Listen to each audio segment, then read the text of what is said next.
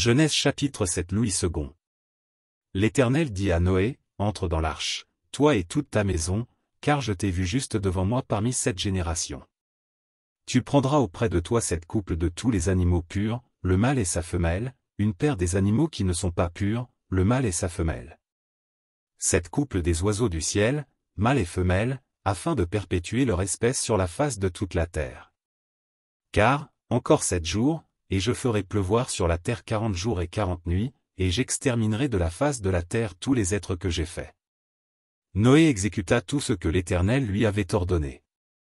Noé avait 600 ans, lorsque le déluge d'eau fut sur la terre.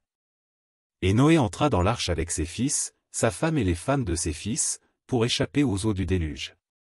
D'entre les animaux purs et les animaux qui ne sont pas purs, les oiseaux et tout ce qui se meut sur la terre. Il entra dans l'arche auprès de Noé, 2 à 2, mâle et femelle, comme Dieu l'avait ordonné à Noé. 7 jours après, les eaux du déluge furent sur la terre.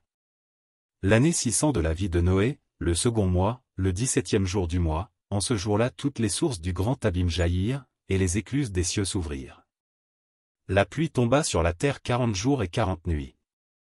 Ce même jour entrèrent dans l'arche Noé, Sem, Cham et Japheth, fils de Noé, la femme de Noé et les 3 femmes de ses fils avec eux.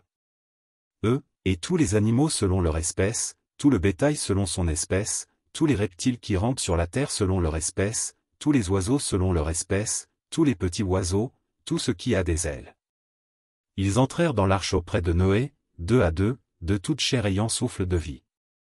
Il en entra, mâle et femelle, de toute chair, comme Dieu l'avait ordonné à Noé. Puis l'Éternel ferma la porte sur lui. Le déluge fut 40 jours sur la terre. Les eaux crurent et soulevèrent l'arche, et elle s'éleva au-dessus de la terre. Les eaux grossirent et s'accrurent beaucoup sur la terre, et l'arche flotta sur la surface des eaux. Les eaux grossirent de plus en plus, et toutes les hautes montagnes qui sont sous tous les cieux furent couvertes. Les eaux s'élevèrent de 15 coudées au-dessus des montagnes, qui furent couvertes.